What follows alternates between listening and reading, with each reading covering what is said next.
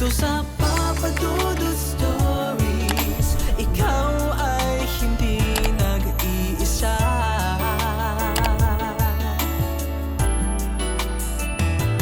Dito sa Papa Dudut Stories, may nagmamahal sa'yo.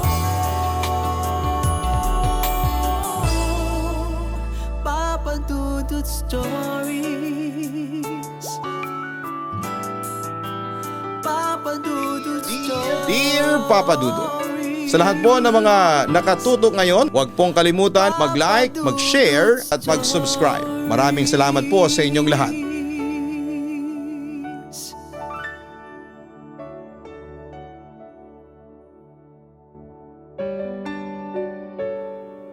Dear Papa Dudut, magandang araw po sa inyo. Ako po si Jopay at matagal na po akong taga-pakinig ninyo. Hindi lang yon basta nakikinig kapag trip lang, kundi yung klase ng taga-pakinig na kahit paulit-ulit ko nang narinig ang ilang kwento ay binabalikan ko pa rin. Para sa akin kasi, may kakaibang epekto ang boses ninyo, lalo na sa gabi. Basta kapag papadudot na ang background ko habang nakahiga, parang may kasama akong bantay habang gising pa ang isip ko. Na-discover ko po kayo noong 2021. Nakaupo lang ako noon sa kwarto habang naglilinis. Nakabukas lang ang laptop tapos naka-autoplay lang ng autoplay ang YouTube. Hanggang sa biglang lumabas yung thumbnail ninyo, kwentong tungkol sa aswang sa Maynila. Natawa pa nga ako noon. Sabi ko, may aswang ba talaga sa Maynila? Pero play pa rin ako ng play. Nung una iniisip ko na joke-joke lang. Pero habang tumatagal, hindi ko na namamalayang ang dami ko nang napakinggan. Simula noon, gabi-gabi na akong may papadudot na pinakikinggan. Kaya ngayon ako naman ang gusto kong magbahagi ng kwento ko. Hindi po ako sanay magsulat ng mahaba pero susubukan ko pong ilahad ito ng buong buo. Kasi hanggang ngayon kahit na ilang taon na ang lumipas, buhay na buhay pa rin sa isipan ko ang ala-alang yon.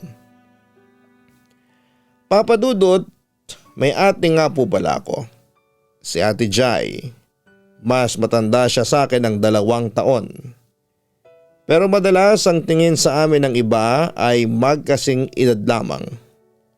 Hindi dahil magkamukha kami kundi dahil sa kung paano kami magbiruan.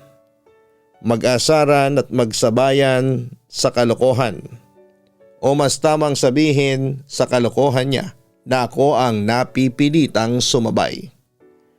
Ako po kasi tahimik lang talaga akong tao. Hindi ako yung tipo ng palaban o makulit. Mahiyain ako, madalas ay nasa gilid lamang kapag may mga kaganapan sa bahay.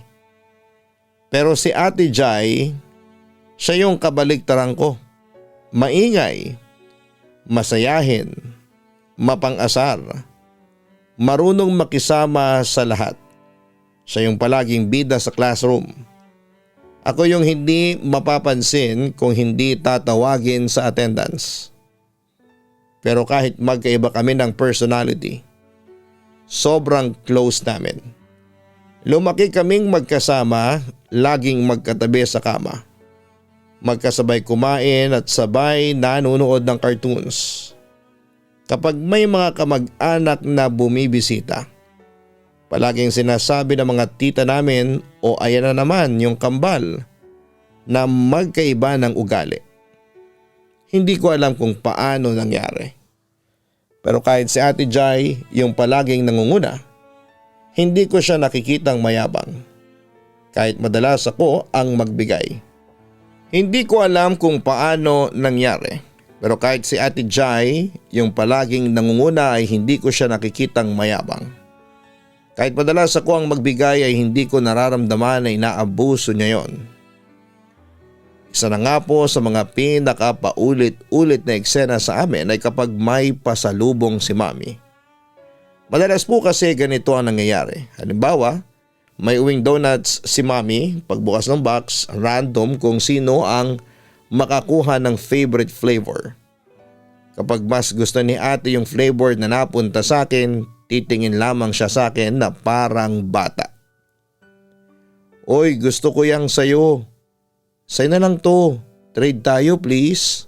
Sabay ngiti na parang hindi ko kayang tanggihan. At kadalasan, oo nga, hindi ko kayang tanggihan talaga. Umabot pa sa point na minsan ay hindi pa niya hinihingi ay inaabot ko na. Nasanay na lang din siguro ako na ako yung nagbibigay sa aming dalawa. Si Ate Jai kasi yung madalas na mas open talaga sa mga bagay-bagay. Hindi siya nahihiyang humingi o mag-demand. At dahil kabaligtaran ko ang ugali niya, ako ang mas nag-a-adjust. Papadudot second year high school lamang ako noon. At si Ate Jai naman ay nasa fourth year na. Pero dahil nga sa ugali niya, minsan pakiramdam ko ako yung mas matanda sa amin. Maaga akong umuwi noong araw na yon. Walang klase sa huling subject kaya nakauwi ako bandang 2:00. Pagbukas ko ng pinto sa bahay, tahimik, nakasarado ang pinto ng kwarto namin. Pero may kakaibang pumasok sa ilong ko. Hindi yung usual na pabango ni ate o amoy ng lotion. Iba. Mabigat sa ilong, mainit sa ilong, doon pa lang ay kinutuban na ako. Kumatok ako. Ate, andiyan ka ba? Walang sumasagot. Lumapit ako sa doorknob, hindi nakalock. Dahan-dahan ko yung pinihit at binuksan. Pagpasok ko unang tumama sa ilong ko yung matapang na amoy, tapos ay nakita ko siya. Nakaupo sa gilid ng kama, nakaharap sa bukas na bintana. Hawak ang isang sigarilyo sa kamay. Akala mo nasa pelikula lang, pero hindi. Nandito talaga siya sa harapan ko, nagyoyosi sa loob ng kwarto namin. Napahinto ako sa may pinto. Hindi ko alam kung lalapit ba ako o babalik na lamang palabas. Pero hindi ko napigilang magsalita. Ate, ano yan? Napalingon siya. Kita ko sa mukha niya ang gulat. Hindi galit, hindi rin takot, parang nahuli lang sa akto. Wala to, sagot niya sabay dampi ng sigarilyo sa ashtray na nasa may sahig. Huwag kang maingay ha. Wala pa si Mami, di ba? Bakit ka nagyoyosi? Tanong ko. Kailan ka pa nagsimula niyan? Umirap siya. Ang dami mong tanong. Isang beses lang to, stress lang naman ako kaya wag mo nang gawing issue. Pero ate, sabay lapit niya sa akin. Hawak pa niya ang lighter, mabilis niya itong sinuksok sa ilalim ng unan. Tumingin siya sa akin na parang bata. Please lang Jopay, wag ka nang magsumbong. Alam kong mali, wag mo na lang sabihin kay Mami. Ayoko ng sermon, hindi ko na uulitin, promise. Tahimik lamang ako. Sa loob ko ay gusto kong sumagot, gusto kong sabihin hindi ka na bata para hindi maisip na mali ang ginagawa mo. Pero hindi ko masabi yon kasi si ate yon at sanay na akong ako ang umuunawa sa kanya. Tumango na lamang ako. Okay, pero sana totoo yung sinasabi mong hindi na uulitin ha. Ngumiti siya. Oo, salamat ha, love kita. Napabuntong hininga ko.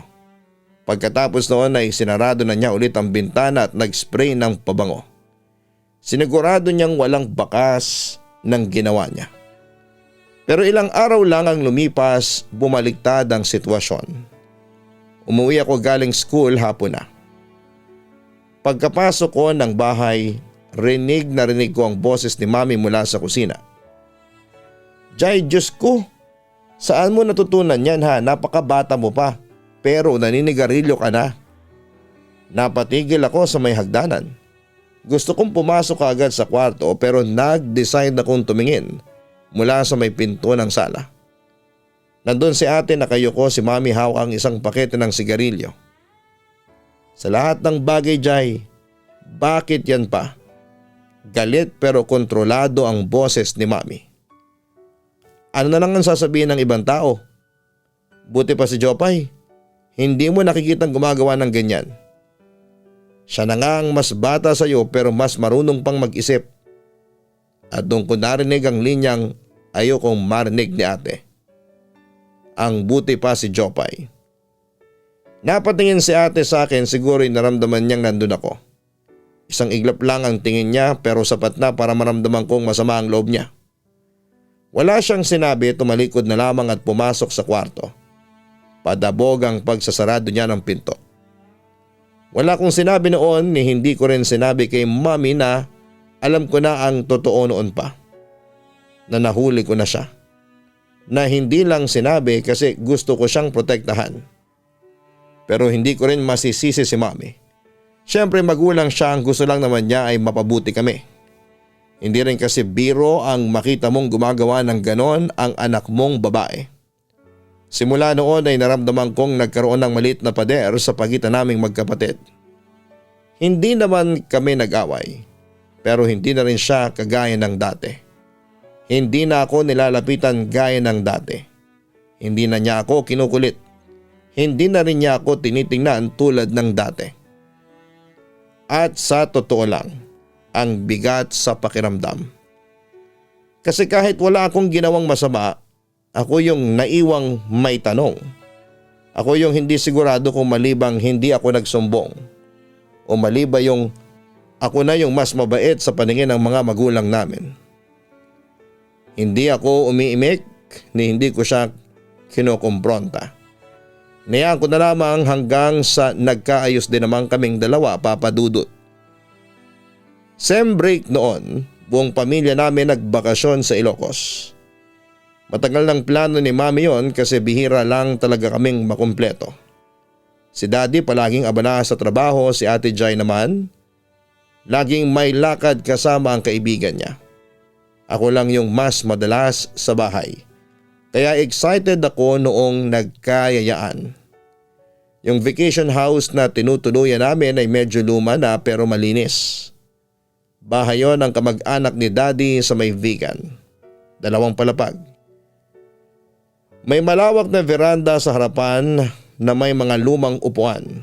Tapos may garden sa gilid na puro tanim na gumamela at santan. Sa loob ay may 2 kwarto sa itaas. Isa sa ibaba at may maluwag na sala na may antique na furniture. Yung makintab na kahoy na sobrang bigat tignan. May malaking painting pa ng kalabaw sa rice field sa isang dingding. Tapos may mga lumang kurtina na parang ang tagal nang hindi napalitan. Pero maliwalas pa rin kahit medyo old-fashioned na. Sa kusina amoy pa yung nilutong adobo ni mami. May malaking lamesa na kahoy din. Parang kasya ang 10 tao. Gabi na noon, pagkatapos naming mag-dinner, kanya-kanya na kaming kwarto. Si mami at daddy sa ibaba, kami ni ate sa isang kwarto sa itaas. Bandang 12:00 na ata noong ginising ako ni ate Jai. Medyo groggy pa rin ako noon. Jopay, bulong niya sabay yugyug sa akin. Pilit kong iminulat ang mata ko. Gising ka na? Halika, labas tayo. Napakunot noo ako. Ha? Saan tayo pupunta? Labas tayo. Mamasyal lang saglit, itakas natin yung kotse. Umupo ako bigla sa kama. Loko ka ba? Hating gabi na tapos kotse pa ni daddy? Ngumiti siya ng pilya. Sige na, birthday ko naman ngayon. Marunong naman ako mag-drive. Ikaw na lang ang kasama ko para may bantay ako. Please? Napatingin ako sa kanya. Nakangiti siya na parang batang nangungulit. Ganito siya kapag may gustong gawin na kalokohan. Pero kahit na ganoon ay hindi ko siya kayang tiisin. Napabuntong hininga ko. Sige na nga, pero uuwi agad tayo ha. Promise akong bahala, uuwi agad tayo. Bilisan mo na, dali. Tahimik kaming lumabas ng kwarto. Dahan-dahan naming binuksan ang pinto ng bahay. Tapos sinigurado naming hindi nagising sina mami. Nakapark sa gilid ang kotse ni Daddy, yung kulay silver na Toyota Altis. In-start agad ni ate yung kotse. Ang bilis niyang umayos sa manubela. Parang sanay na sanay. Ako naman ay kabado. Kahit ilang beses ko na siyang nakitang nagpa-practice magmaneho, iba pa rin kapag actual na nasa kalsada. Relax ka lang dyan, sabi niya. Enjoy lang tayo. Binuksan niya ang radyo. Tumugtog agad yung mga luma niyang paboritong kanta. Mga pang 2,000 na OPM. Malakas ang volume pero sakto lang para hindi nakakabingi. Kumanta siya ng sabay sa music habang ako ay tahimik lang. Hawak ang seatbelt ko. Unang stop namin sa isang kilalang lake. Tahimik doon sa gabi. Kaunti lang ang tao. May ilan ding street vendor na hindi pa umuwi. Bumili siya ng taho, ako naman ng turon. Umupo kami sa bench malapit sa gilid ng tubig. Madilim pero may ilang poste ng ilaw na nagbibigay ng liwanag sa paligid. Masarap umalis ng ganito, no? Tanong niya habang humihigop ng taho. Masarap nga pero mas masarap kung legal tayo sa ginagawa natin. Hay nako, wag ka ng killjoy Jopay, birthday ko to, sige na maging kalad-karing ka kahit minsan lang. Umikot pa kami sa lugar na yon. Dumaan sa night market, kumain kami ng fishball barbecue at nag-share pa kami ng halo-halo kahit gabi na. Tawa lang siya ng tawa pero hindi masyadong nakarelate sa jokes niya. Ako kasi yung type ng tao na mas nag-o-observe lamang. Bandang alauna sinabi niyang gusto pa niyang pumunta sa windmills. Umakyat pa kami ng kaunti pa Burgos. Medyo malayo pero worth it daw sabi niya. Pagdating namin doon ang lakas ng hangin. Bukas pa yung maliit na tindahan sa gilid kaya bumili siya ng isang kanang beer. Hindi mo ba ako pipigilan? Tanong niya habang hawak ang lata. Wala rin naman akong magagawa. Basta ako hindi iinom. Nagmukha pa akong laseng ganito. Tawa niya. Pampalakas lang ng birthday vibe. Umupo kami sa may bench malapit sa kalsada. Tanaw namin ang mga windmill kahit madilim. Nakaupo lang kami doon, kwento siya ng kwento tungkol sa mga plano niya sa college. Mga pangarap niya at mga crush na hindi niya sinasabi kina mami. Ako naman ay nakikinig lang. Pauwi na kami mga bandang 3:00, tahimik na halos lahat ng lugar.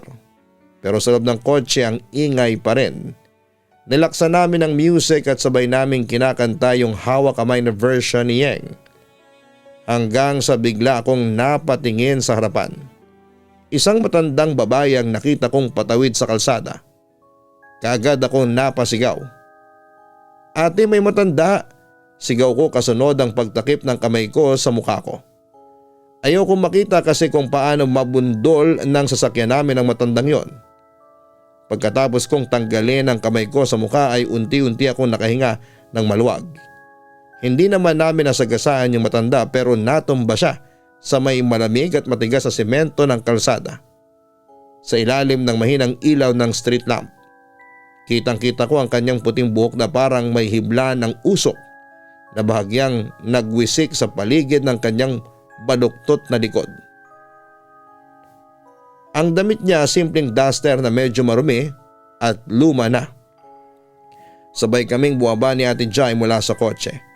Ramdam ko ang tibok ng puso ko na parang lumalakas sa bawat hakbang namin patungo sa kanya. Inalalaya namin ang matanda upang makatayo. Nang makatayo siya ay tinignan niya si Ate Jai ng galit na galit. Lalo na dahil alam niyang siya ang nagmaneho ng kotse. Gusto mo ba akong patayin? Ang bata-bata mo pa pero nagmamaneho ka na. Marami kang pwedeng maaksidente at mapatay dahil sa ginagawa mo na yan. Bulyaw pa ng matanda. Napailing si Ate Jai. Halatang nainis sa sinabi ng matanda. Kung hindi ba naman kayo tatanga-tanga na biglang tumawid ng kalsada, hindi kayo masasaktan ng ganyan. Mabuti nga po at nakapreno pa ako bago kayo tuluyang mabundol itong sasakyan namin. Dapat na magpasalamat pa kayo sa akin. Ate, pabulong kong saway. Tama na, hayaan mo na. Ngunit naglalagablabang mata ng matanda. Nanatili siyang nakatitig kay ate. Pagkatapos ay humakbang papalapit. Parang may ibubuga pa siyang mura. Bigla na lang tumalikod si ate. Tara na nga, ayaw ko nang makipagtalo. Baka kung ano pang masabi ko. Nauna siyang bumalik sa kotse habang ako naiwan sandali.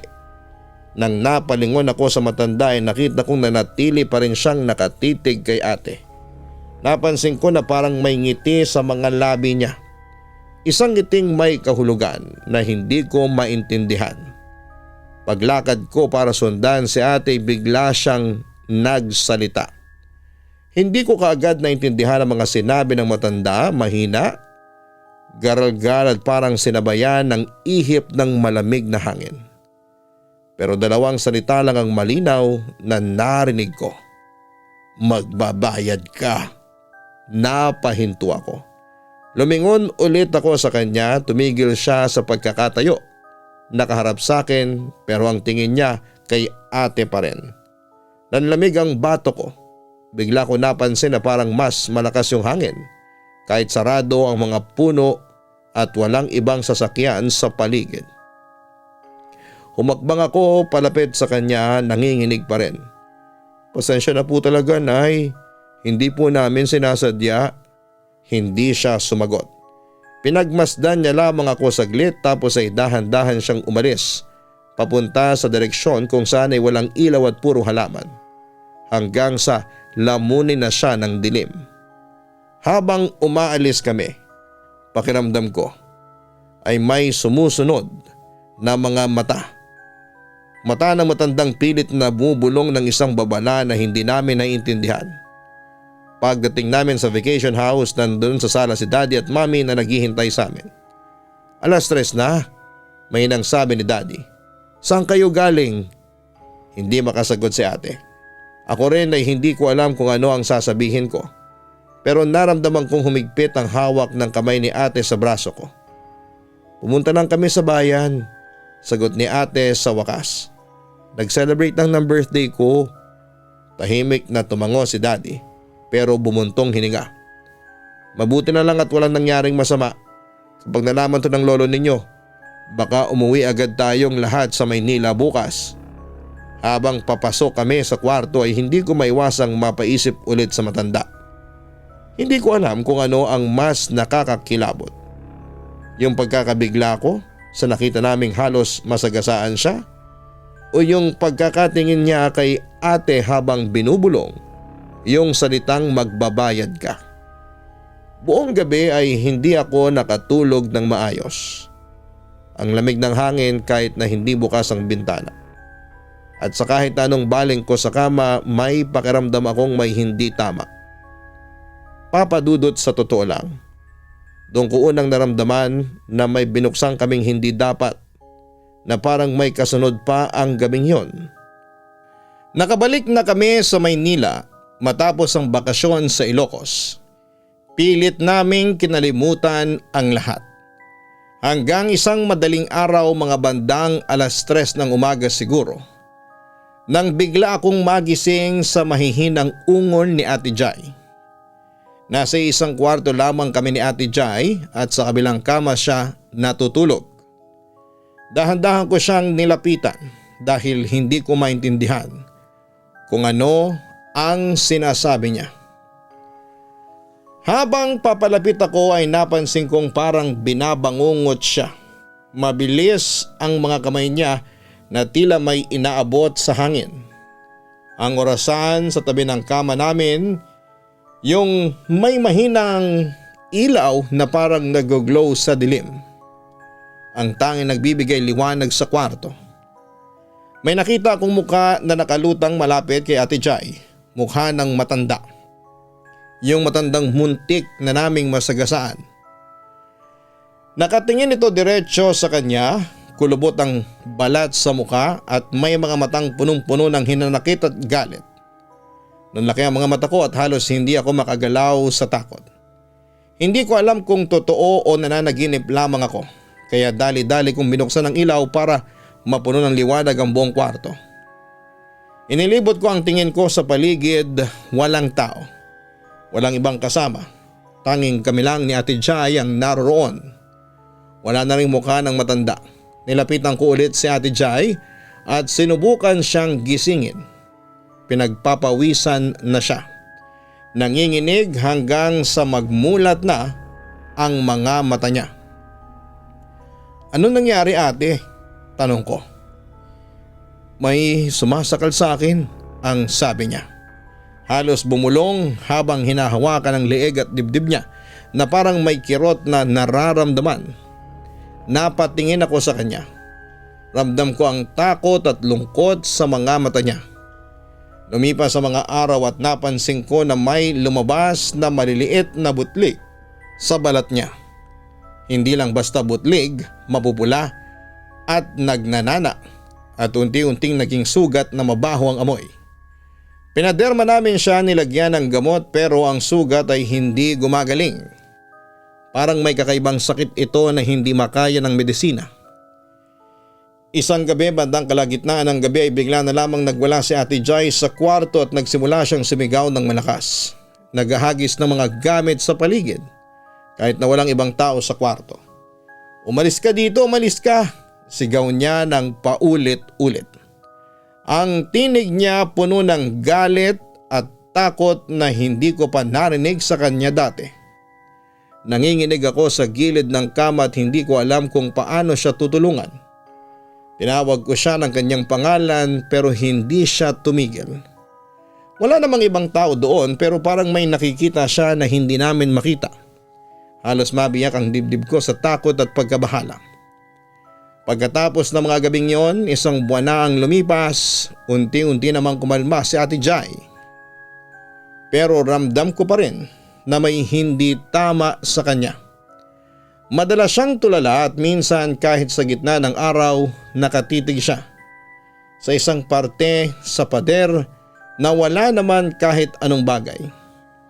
May mga oras din na maririnig mo siyang bumubulong na mga salitang hindi ko maintindihan.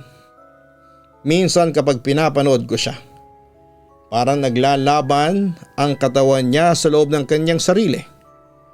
Hindi ko na rin siya masyadong nakikita na parang dati na masayahin. Minsan habang nag-uusap kami ay bigla siyang titigil sa pagsagot, kikilos na parang may pinakikinggan o tinatanaw na wala naman talaga. At kapag tinatanong ko siya ay nagmumukha siyang nalilito at hindi maipaliwanag. Hindi ko alam kung ano nangyari sa amin ang gabing yon sa Ilocos. Pero simula noon ay ibang tao na si Ate Jai at sa bawat gabi natatakot ako sa mga maliliit na tunog na naririnig ko sa tabi ng kama. At sa malamlam na liwanag ng orasan na parang hindi lang basta nagliliwanag. Parang may hinihintay o nagmamasid. Akala ko okay na ang lahat. Isang taon na ang lumipas mula noong nag-iba si Ate Jai. Medyo nakabawi siya kahit papaano, medyo kumalma na ang mga nangyayari sa kanya. Ngunit 2 araw bago ang birthday niya ay bumalik uli ang kakaibang kilos na hindi ko makalimutan. Sa bahay namin nagluluto si Mami para sa handa sa birthday ni Ate Jai. Nagkakasiyahan kami, mga simpleng handaan lang. Walang malalaking bisita habang nagliligpit si Mami sa kusina. Nakatayo lang ako sa sala nagmamasid sa paligid.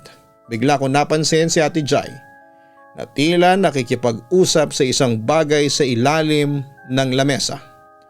Sa unang tingin akala ko ay kausap lamang niya ang sarili niya, pero nang tumingin ako ng mabuti, kinilabutan talaga ako.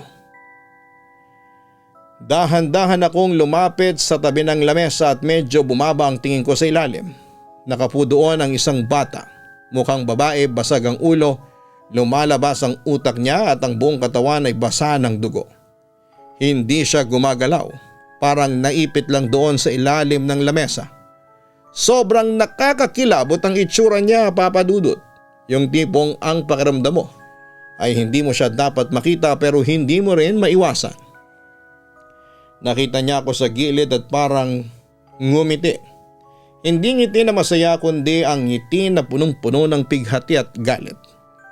Napahawak ako sa dibdib ko. Nangihina ako sa takot.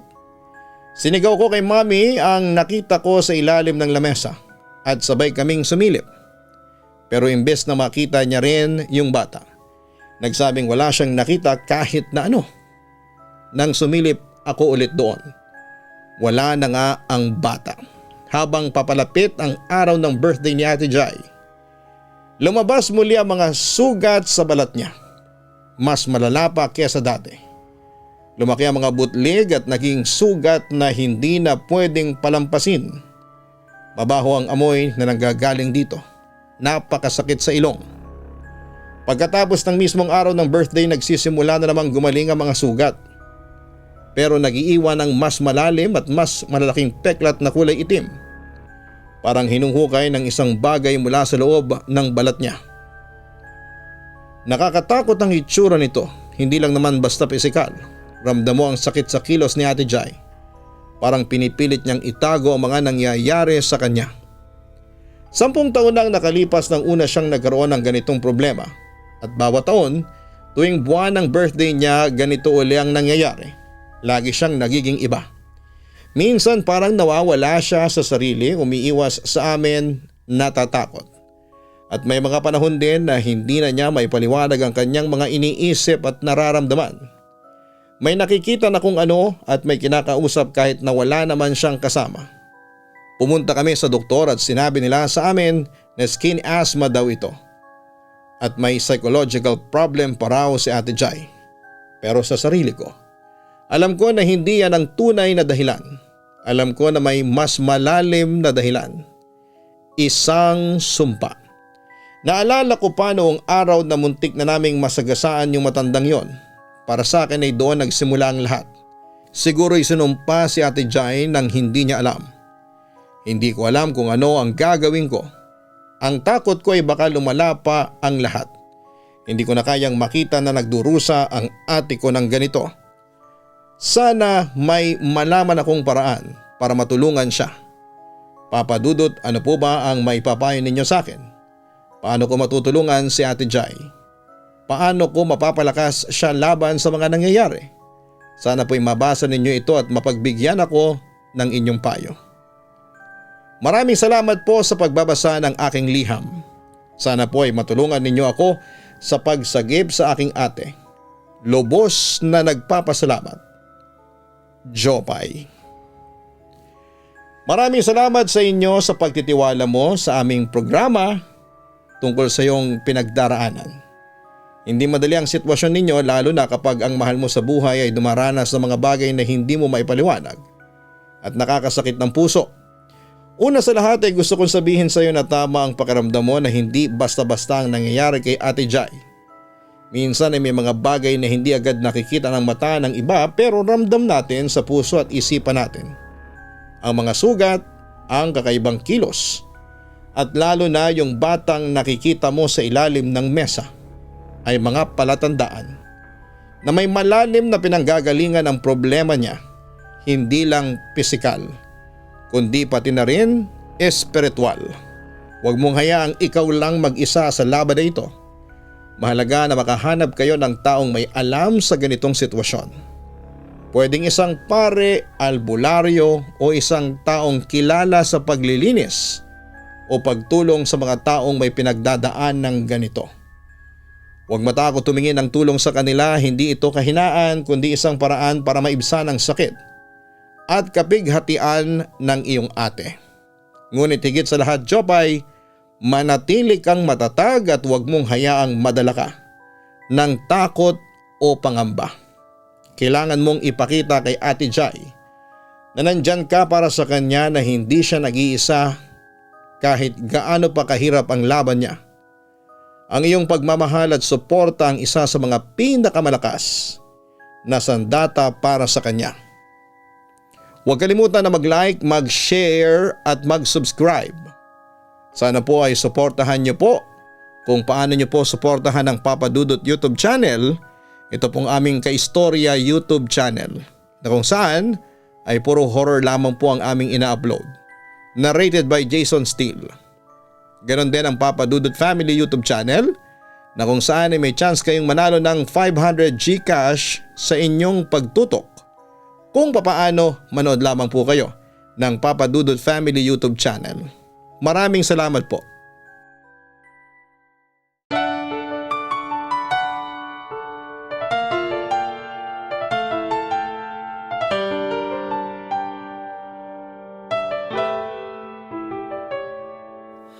Ang buhay ay mahiwaga, laging may lungkot at saya. Sa Papa Dudut Stories, laging may karamay ka.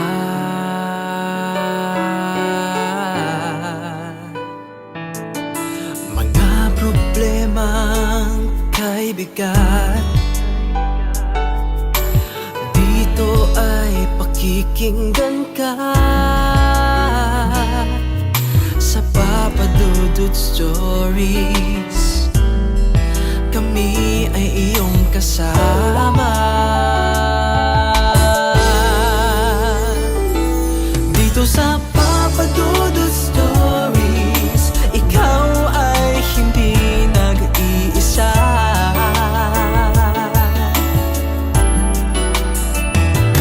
Dito sa Papa Dudut Stories, may nagmamahal sa'yo.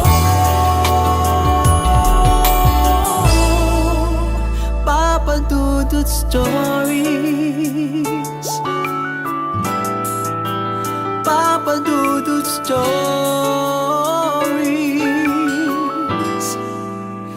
Papa Dudut Stories.